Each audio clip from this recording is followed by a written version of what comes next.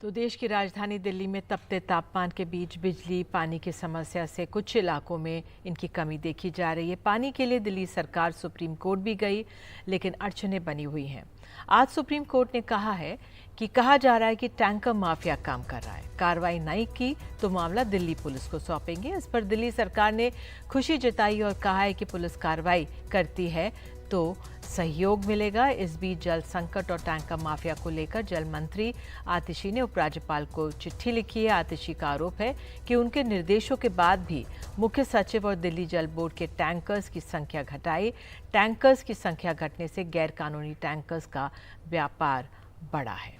हमारे सहयोगी शरद शर्मा हमें और जानकारी दे रहे हैं।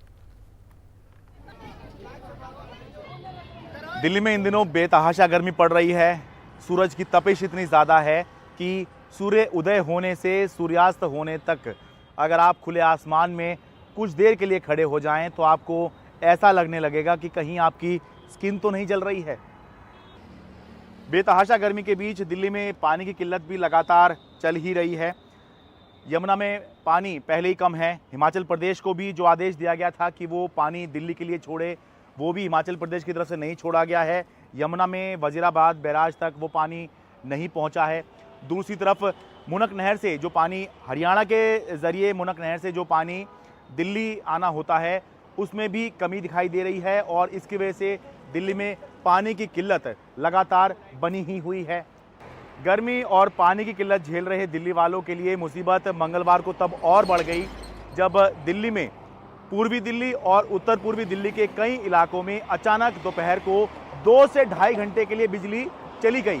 दिल्ली के लिए ये कोई सामान्य बात नहीं थी। दिल्ली की ऊर्जा मंत्री की तरफ से बताया गया कि उत्तर प्रदेश के मंडोला में जो पावर ग्रिड कॉरपोरेशन का 400 केवी का सब स्टेशन है उसमें आग लग गई है। वहाँ से 1200 मेगावाट दिल्ली को बिजली सप्लाई होती है। तो वहाँ पर आग लगने की वजह से दिल्ली में बड़े ये कहा जाए 2 से ढाई घंटे का एक पावर कट लगा। आमतौर पर दिल्ली में ये सब नहीं होता है, इसलिए जो है ये एक चिंता का सबब बना। लेकिन अच्छी बात ये है कि 2-2.5 घंटे के बाद ही बिजली आ गई और फिलहाल सब हालात कम से कम बिजली के मोर्चे पर तो अब सामान्य हैं।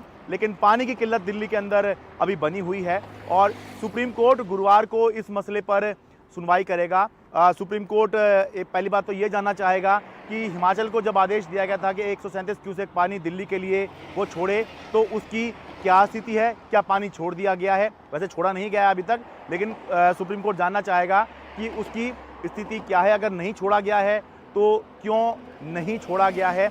और दूसरा, दिल्ली सरकार ने पानी की बर्बादी के लिए पानी बर्बादी रोकने के लिए क्या कदम उठाए हैं, टैंकर माफिया पर काबू पाने के लिए क्या कदम उठाए हैं। साथ ही एक मुद्दा ये भी है कि हरियाणा से जो मुनक नहर के ज़रिए पानी दिल्ली आता है, जिससे दिल्ली के 7 वाटर ट्रीटमेंट प्लांट चलते हैं, वहाँ से भी पानी कम आ रहा है, तो उसको लेकर क्या स्थिति है। तो इन सब पर गुरुवार को सुप्रीम कोर्ट में सुनवाई होनी है।